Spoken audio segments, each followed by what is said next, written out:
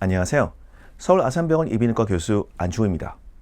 제가 대학에 입학할 때쯤 방송되어 많은 사랑을 받았던 TV 애니메이션 나라라 슈퍼보드를 기억하시는지요? 당시 많은 사랑을 받았던 캐릭터들 중 하나가 사오정이었습니다.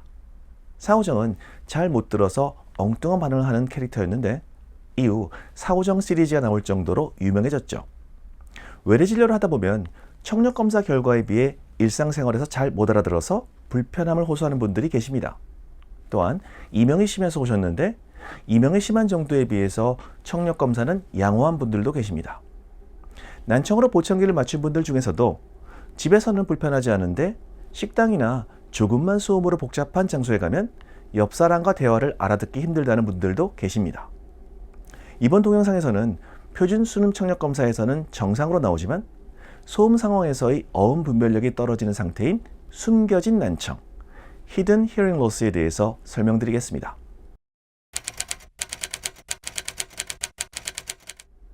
귀에 들어온 소리는 웨이더를 통해 고막에 전달되고 고막의 움직임을 3개의 이소골을 통해 달팽이관에 전달하고 달팽이관 내부의 뇌림프의 흐름이 유모세포를 자극, 이를 전기 신호로 바꾸어 청신경에 전달하고 이후 뇌간, 청각대뇌에 전달되어 어떤 소리인지 이해하게 됩니다.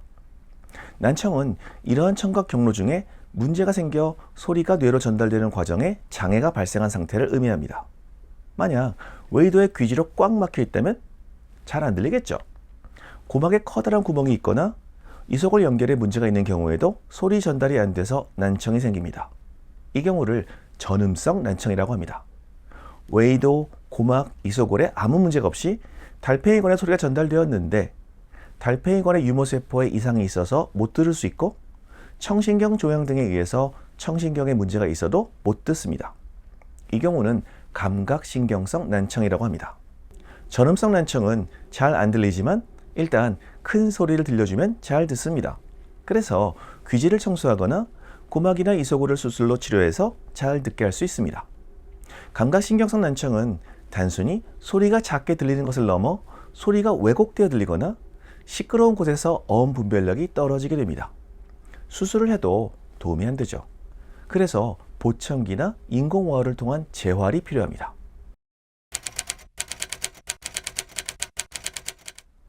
숨겨진 난청은 수능 청력 검사에서 정상 범위의 청력을 보이지만 특히 소음 환경에서 어음 인지 능력이 현저히 떨어지는 상태를 의미합니다. 잘 못 알아들으니까 난청이긴 한데 그렇다고 완전 못 듣는 것도 아닌 애매한 상태를 할 수 있죠.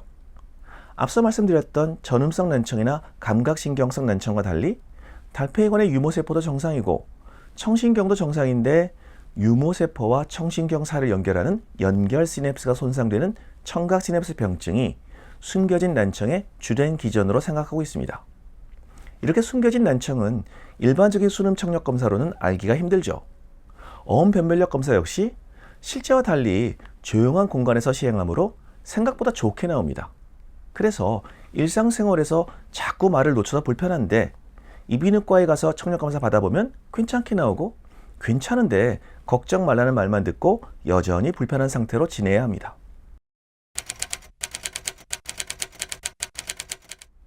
숨겨진 난청의 청각 시냅스 병증을 일으키는 대표적인 원인들을 정리해 드리겠습니다.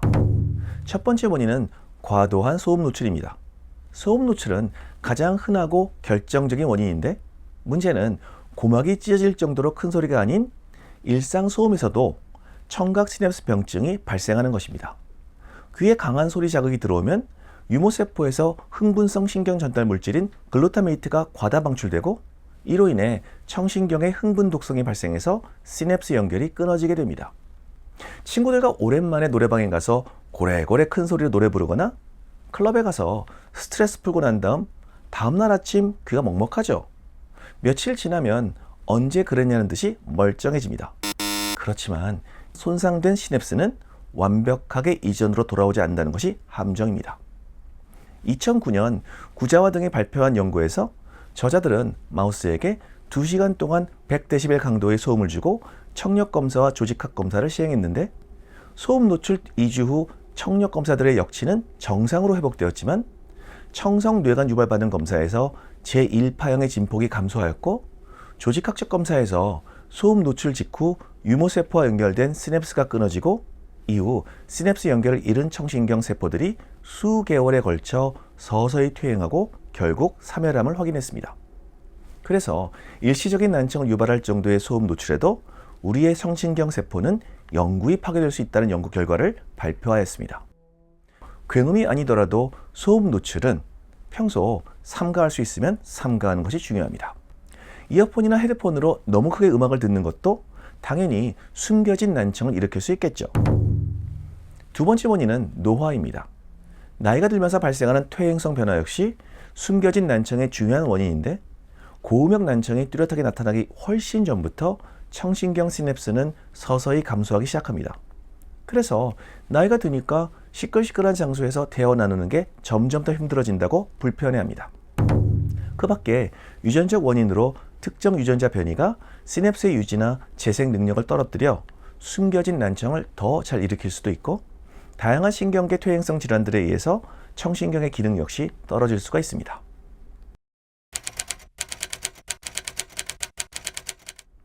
숨겨진 난청의 원인인 청각 시냅스 병증을 우선 정확하게 진단해야겠죠. 가장 대표적인 검사가 소음화 어음인지 검사입니다.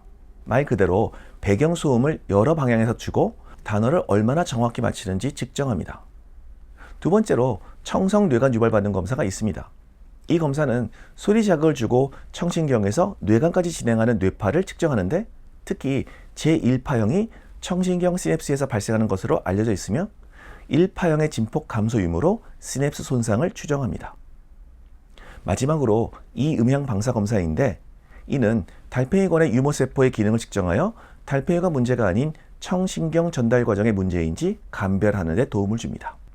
이렇게 여러 가지 검사를 통해 청신경 시냅스 병변을 진단하게 됩니다.